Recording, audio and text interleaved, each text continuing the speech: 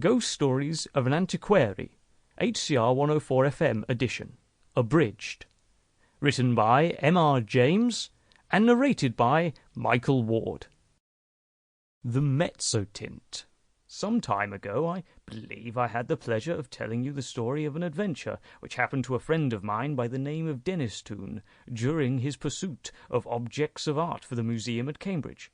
He did not publish his experiences very widely upon his return to England, but they could not fail to become known to a good many of his friends, and among others to the gentleman who, at that time, presided over an art museum at another university.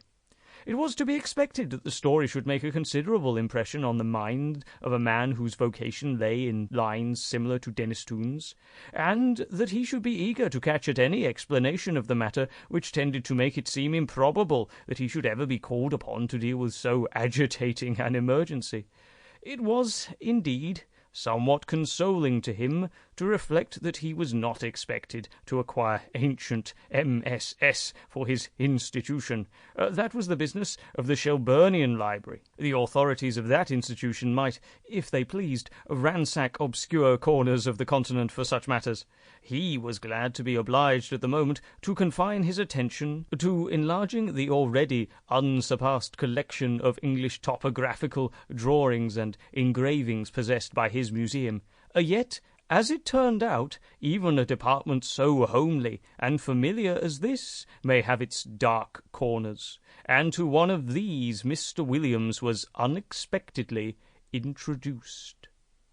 Those who have taken even the most limited interest in the acquisition of topographical pictures are aware that there is one London dealer whose aid is indispensable to their researches. Mr.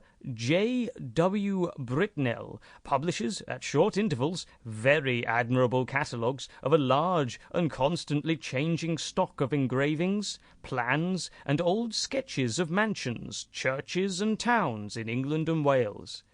These catalogues were, of course, the ABC of his subject to Mr. Williams, but as his museum already contained an enormous accumulation of topographical pictures, he was a regular rather than a copious buyer, and he rather looked to Mr. Britnell to fill up gaps in the rank and file of his collection than to supply him with rarities. Now, in February of last year, there appeared upon Mr. Williams' desk at the museum a catalogue from Mr. Britnell's Emporium, and accompanying it was a typewritten communication from the dealer himself. The letter ran as follows: "Dear Sir, we beg to call your attention to number 978 in our accompanying catalogue, which we shall be glad to send on approval. Yours faithfully, J. W. Britnell." Turn to number 978 in the accompanying catalogue was, with Mr. Williams, as he observed himself, the work of a moment, and in the place indicated he found the following entry: 978, unknown, interesting Mezzotint, a view of a manor house, early part of the century, 15 by 10 inches, black frame, £2 2s.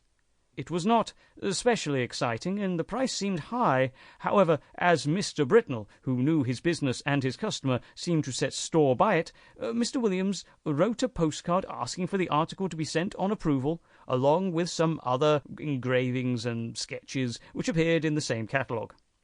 And so he passed, without much excitement of anticipation, to the ordinary labours of the day.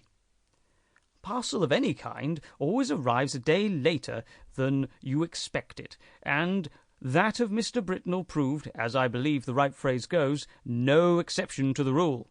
It was delivered at the museum by the afternoon post of Saturday, after Mr. Williams had left his work, and it was accordingly brought round to his rooms in college by the attendant, in order that he might not have to wait over Sunday before looking through it, and returning such of the contents as he did not propose to keep.